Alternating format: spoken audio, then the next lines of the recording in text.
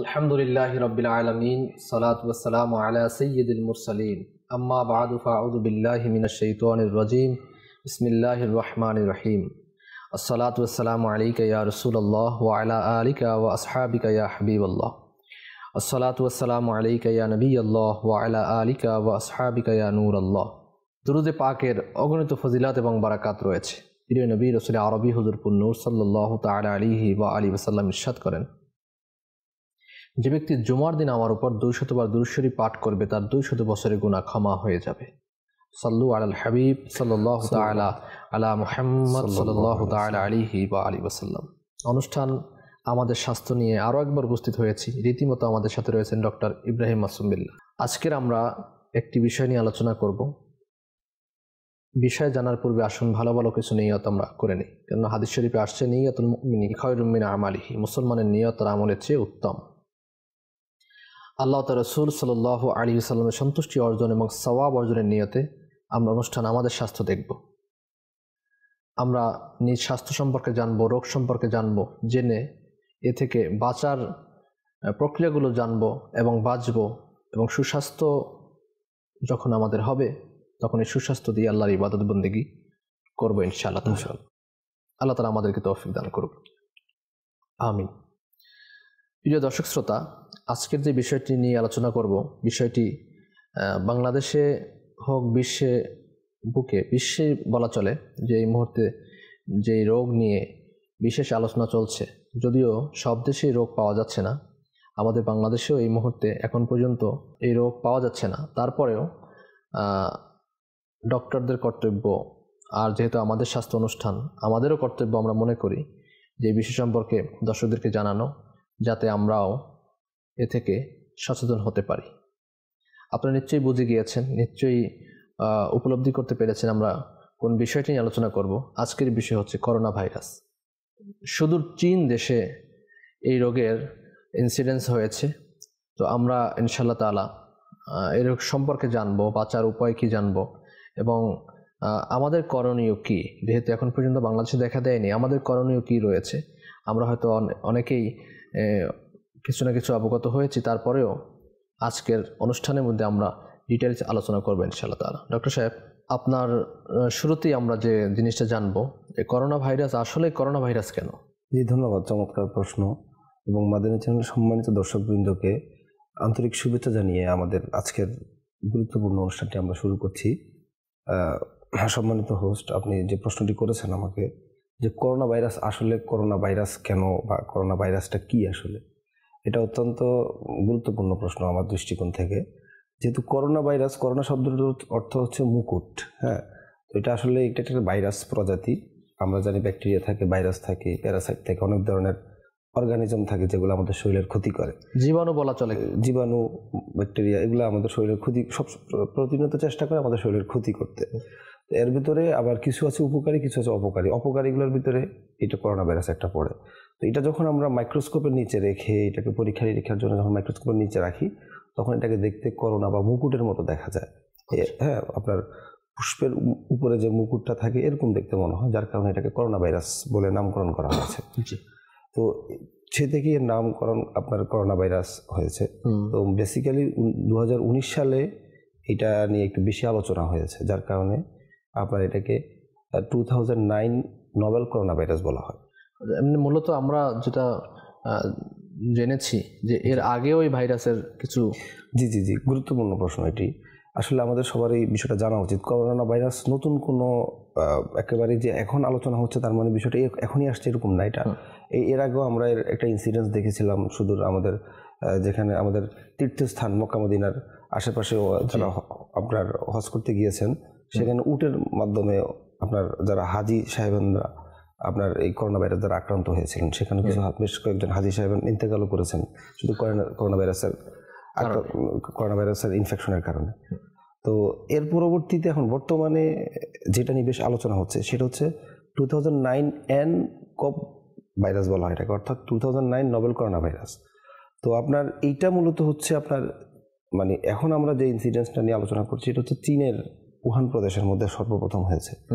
সেখানে তারা যে বিষয়টা ফার্স্টে লক্ষ্য করেছেন সেটা হচ্ছে এটা আপনার একজন অপথালমোলজিস্ট, মানে চক্ষু বিশেষজ্ঞ। উনি একটা ওখানকার উহান প্রদেশের একটা হসপিটালে কাজ করেন। তো তিনি লক্ষ্য করছেন যে তার হসপিটালে যে পেশেন্টগুলো আসছে এর ভিতরে কিছু রেসপিরেটরি ট্র্যাক্ট ইনফেকশন, শ্বাসতন্ত্রের প্রদাহনী কিছু এটিপিক্যাল কিছু পেশেন্ট আসছে। তখন উনি লক্ষ্য করলেন যে এই যে আক্রমণটা এটা সাধারণত পূর্বে হয়নি। তখন থেকে তিনি এটাকে বা তার যারা কলিগ আছেন, স্বাস্থ্যকর্মী আছেন, তাদের সাথে বিষয়টা নিয়ে আলোচনা করে তিনি তাদেরকে সচেতন করতে চেষ্টা করছিলেন যে আসলে এই ধরনের হয়তো বা নতুন কোনো একটা ভাইরাসের আক্রমণ হতে পারে, আমরা এগুলো নিয়ে একটু আলোচনা করি, এগুলো নিয়ে একটু আমরা প্রোটেকশন নিয়ে সেলফ প্রোটেকশন নেওয়া উচিত আমাদের। যেহেতু রেসপিরেটরি ট্র্যাক্ট কেন্দ্রিক সমস্যাগুলো হচ্ছে, তার মানে হচ্ছে এটা ড্রপলেট ইনফেকশনের মাধ্যমে এটা হতে পারে। তখন আসলে উনি সোশ্যাল সাইটে এবং ওনার কলিগদের মাধ্যমে যখন আলোচনাটা হচ্ছিল, ইতিমধ্যে আপনারা জানেন চীনের গভর্নমেন্ট বেশ এই বিষয়গুলো নিয়ে তারা সচেতন থাকে।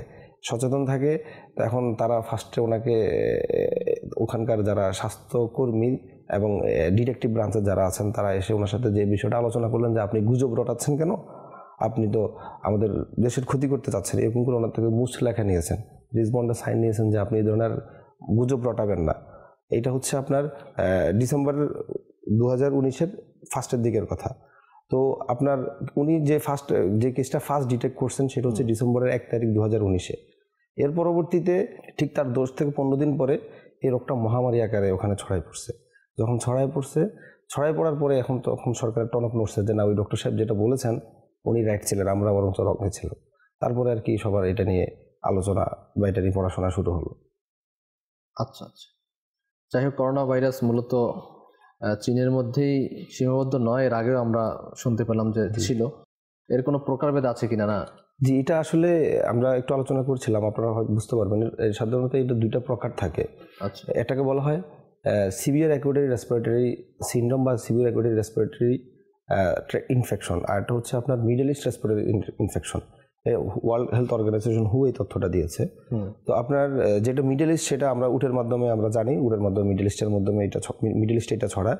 আর এখন বর্তমান আমরা যেটা নিয়ে আলোচনা করছি বা সামগ্রিক বিশ্বে যেটা নিয়ে আপনার আলোচনা চলছে তা হচ্ছে সারি বা সিভিয়ার অ্যাকুয়েটারি রেসপিরেটরি ইনফেকশন, এটা নিয়ে। আপনি একটা তথ্য দিই আপনাকে, বিশেষ করে এই চীনের এই করোনা ভাইরাস নিয়ে আমরা এতটা উদ্বিগ্ন, বিশেষ করে world health organisation world wide একটা জরুরি অবস্থা জারি করছে। যেহেতু আপনি জানবেন ওয়ার্ল্ডের প্রতিটা দেশের সাথে কোনো না কোনোভাবে বিশ্বের প্রতিটা দেশই কোনো না কোনোভাবে চীনের সাথে বাণিজ্যিকভাবে বা বিভিন্নভাবে সম্পর্কিত, অর্থাৎ এখান থেকে ওয়ার্ল্ডের একটা ট্রান্সপোর্টেশন অলওয়েজ হয়ে থাকে, বিশেষ করে আমাদের বাংলাদেশও আরো এগিয়ে গেছে। তো আপনার উন্নত দেশ, আপনার সব দেশগুলোই কোনো না কোনোভাবে মানে মেজর একটা পার্ট চীনের সাথে তাদের একটা সম্পর্ক থাকে, যার কারণে সেখান থেকে মানুষের আসা যাওয়ারও একটা ট্রান্সপোর্টেশন হয়। আর আমরা যে কোনো রোগ আসা যাওয়ার মাধ্যমে ট্রান্সপোর্টের মাধ্যমে আরও বেশি দ্রুত ছড়ায়, যার কারণে ওয়ার্ল্ড হেলথ অর্গানাইজেশন এটাকে খুব গুরুত্বের সাথে বিবেচনা নিয়ে আপনার ওয়ার্ল্ড ওয়াইড একটা জরুরি অবস্থা জারি করেছে যে এই রোগ নিয়ে। আপনার হয়তোবা আমাদের বাংলাদেশে এটা এখনো প্রকাশ পায় নাই, তার মানে এই না যেটা প্রকাশ পাবে না, ছড়াতে পারে কিনা। তারপর আপনি জানেন এখন এই পর্যন্ত ডিসেম্বরে যে আমি আপনার প্রশ্নের জবাবটা দিচ্ছি তা একটু তথ্য দিয়ে, ফেব্রুয়ারি 7, 2020 এই তারিখ পর্যন্ত হচ্ছে ওয়ার্ল্ড হেলথ অর্গানাইজেশন বলছে যে 638 জন মারা গেছেন। এর ভিতরে হচ্ছে চীনের মধ্যে 600 জন, বাকি 38 জন কিন্তু আউট অফ চীন। আচ্ছা, চীনের বাইরে, আপনার আমেরিকার মধ্যে একজন, তারপরে বিভিন্ন দেশের মধ্যে, এরা কিন্তু চীন থেকে ট্রান্সপোর্টটা হয়েছে, যার কারণে তারা এভাবে আপনার জরুরি অবস্থা জারি করছে। তারপরে আপনি যে প্রশ্নটা করছিলেন যে কিভাবে ছড়ায়, আসলে যেহেতু এটা নতুন ভাইরাস, এটা নিয়ে নতুন আলোচনা হচ্ছে, স্পেসিফিক করে এখনো আপনার যারা গবেষণা করছেন তারা বলতে পারছেন না যে এটা আসলে কীভাবে ছড়ায়। তবে এটা নিয়ে অনেকগুলো হাইপোথিসিস আছে, অনেকগুলো কন্ট্রোভার্সি আছে। এর ভিতরে মানে দুইটা কন্ট্রোভার্সি আসে। একটা হচ্ছে যে আপনার করোনা ভাইরাসে যারা আক্রান্ত হয়েছেন এদের একটা পোর্শন, মেজর একটা পোর্শন চীনের উহান প্রদেশের মধ্যে একটা সি ফুড মার্কেট আছে যেখানে সামুদ্রিক মাছগুলো পাওয়া যায়। ওই যে আমরা যে অপথলমোলজিস্টের কথা বলেছিলাম, উনি ফার্স্ট যে পেশেন্টগুলো পেয়েছিলেন ওই পেশেন্টগুলো সি ফুড মার্কেট থেকে আসছিলেন। তো ওনার ধারণা যে তারা হয়তো কোনো না কোনোভাবে ওই মার্কেটের কোনো খাবার খেয়ে তারা এই আক্রান্তটা হয়েছেন। আবার আরেকটা কন্ট্রোভার্সি হচ্ছে যে একদল মানে যে একটা মেজর যে পেশেন্টগুলো পেয়েছেন তারা গবেষণা করে দেখলেন যে পেশেন্টগুলো মূলত আক্রান্ত হয়েছে এরা সাধারণত সাপ খেকো বেশি, সাধারণত এই সাপটা বেশি খায়। এখন এই সাপের গবেষণা করতে গিয়ে তারা দেখলেন যে এই সাপটা আবার বাদুড় খায়। এখন তাদের আলটিমেটলি ডেস্টিনেশন হচ্ছে তারা বলতে চাচ্ছেন বাদুড় থেকে এই জিনিসটা আসছে। তো আলটিমেটলি একেবারে ফেট পর্যায়ে যে বিষয় বলা যাচ্ছে না, যে সে সর্বশেষ পর্যায়টা হচ্ছে এটা মানুষ থেকে মানুষে ছড়াচ্ছে, মানুষ থেকে মানুষ ছড়াচ্ছে, যে কোনো ভাবে হোক এটার আসুক, কিন্তু এখন মানুষ থেকে মানুষের ছড়ানোর দিকে আমরা যাব একটু। যেখানে আমি একটা পয়েন্ট নিতে চাচ্ছি, তা হচ্ছে গিয়ে এই যে আপনার যারা বিধর্মী অমুসলিম যারা, তাদের ক্ষেত্রে তো আমাদের কোনো সে নাই, তাদের মন খুশি মতো তারা চলাফেরা করে। ইসলামী অনুশাসন কিছু রয়েছে আমাদের জন্য, যেহেতু এই ভাইরাস আপনার সাপ থেকে অথবা বাদুর থেকে অথবা অন্য কোনো ক্ষেত্রেই যেগুলো ইসলামী শরীয়তসম্মত খাবার, শরীয়তে জায়েজ নেই, এমন জায়েজ নেই, হারাম খাবার যেগুলো থেকে আসছে।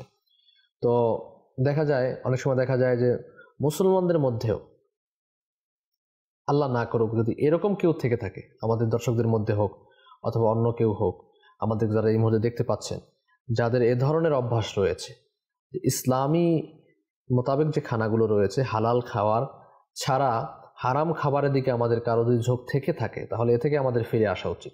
কেননা দেখা গেল যে আল্লাহ তাআলা আমাদেরকে যে খাবারগুলোকে নবী পাক সাল্লাল্লাহু আলাইহি সাল্লামের মাধ্যমে হালাল করেছেন, এই খাবারগুলোর মধ্যেই আমাদের শান্তি নিহিত রয়েছে। অবশ্যই। এছাড়া যদি আমরা হারাম খাবারের দিকে, অনেকে কাঁকড়া খেয়ে থাকে, অনেক হয়তো টিনেজার পাওয়া যাবে যারা কক্সবাজার শখের বসে অনেক সময় অনেক কিছু খেয়ে থাকে। তো অনেকে ব্যাঙ খেয়ে থাকে, অনেকে ইত্যাদি ইত্যাদি বিভিন্ন ধরনের প্রজাতি তারা করে থাকে।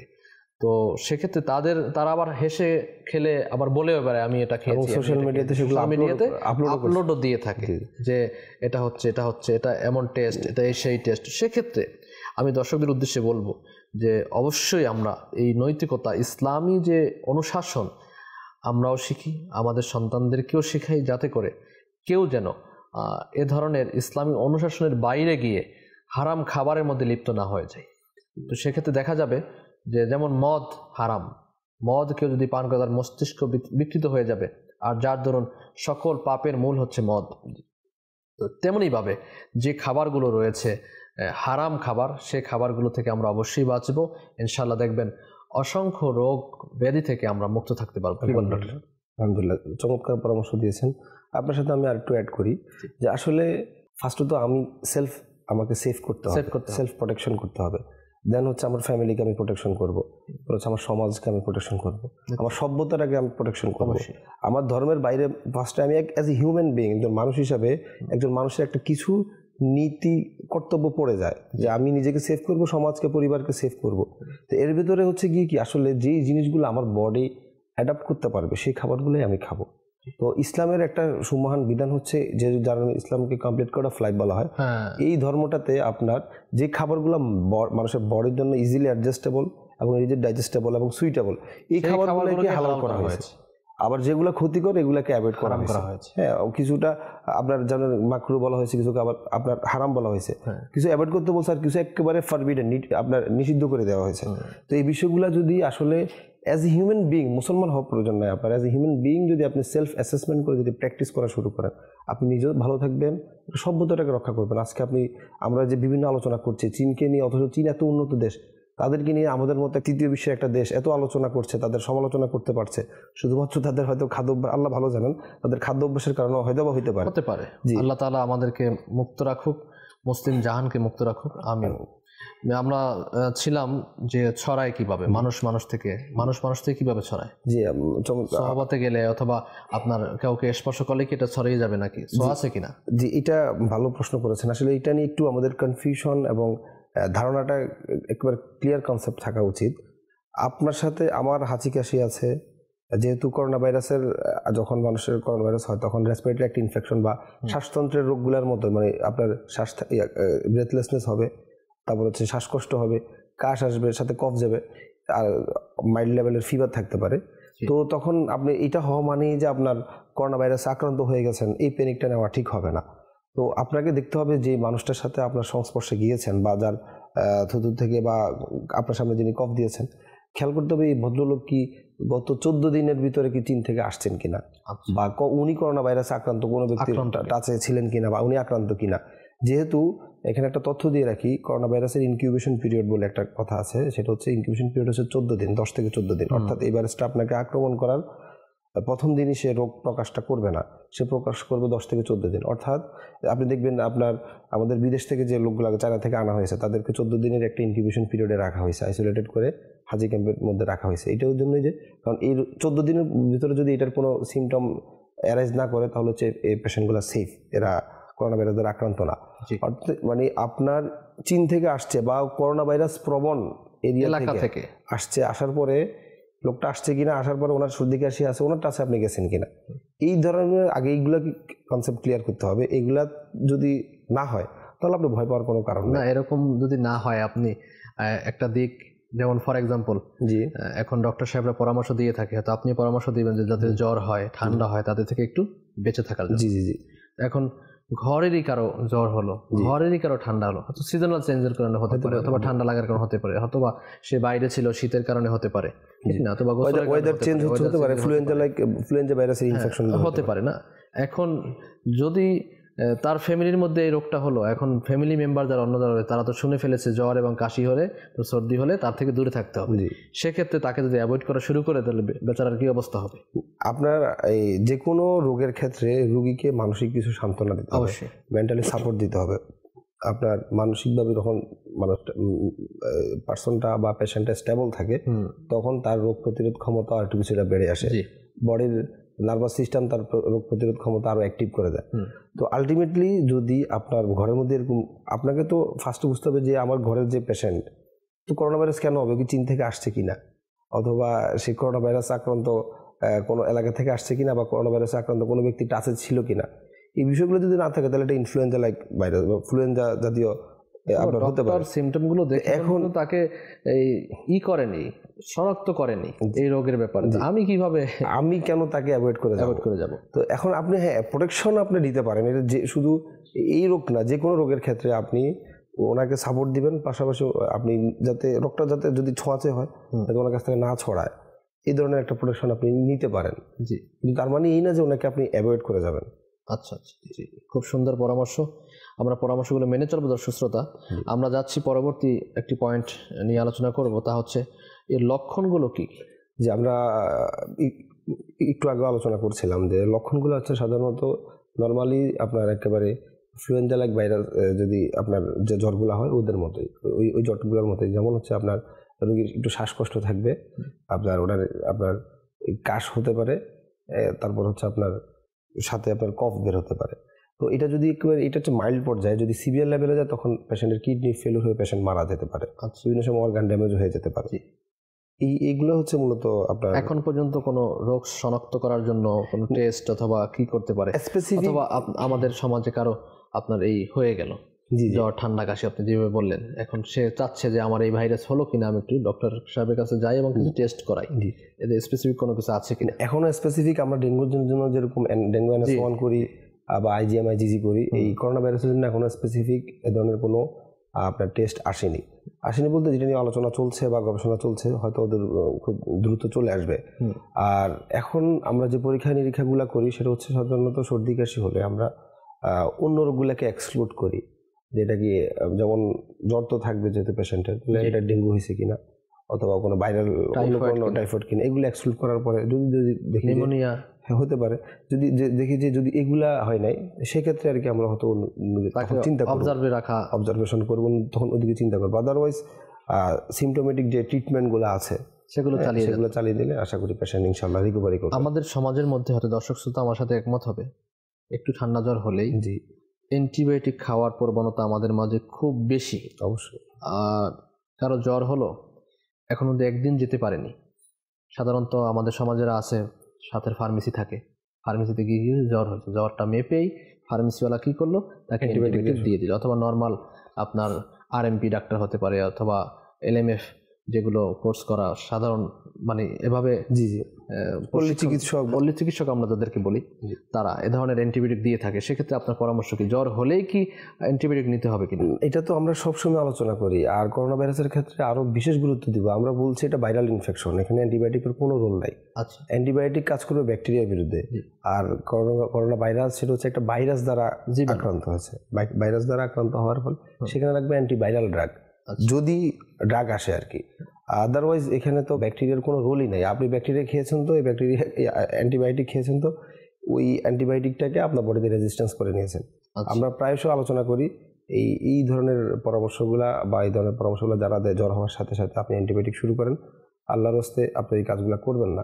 সেক্ষেত্রে কি করবে? কি সেক্ষেত্রে বসে থাকবে, মানে কোনো ওষুধ নেবে না? না, এই ক্ষেত্রে অবশ্যই কিছু না কিছু তো অবশ্যই নিবে।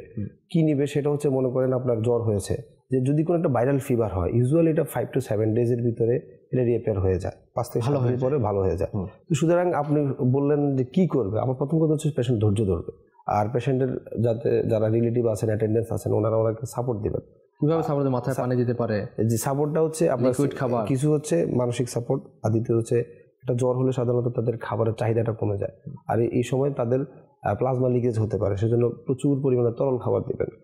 আর হচ্ছে যেহেতু খাবারের চাহিদা কমে যায়, তরল খাবারগুলো যত পারেন খাবারগুলো বেশি খাবেন।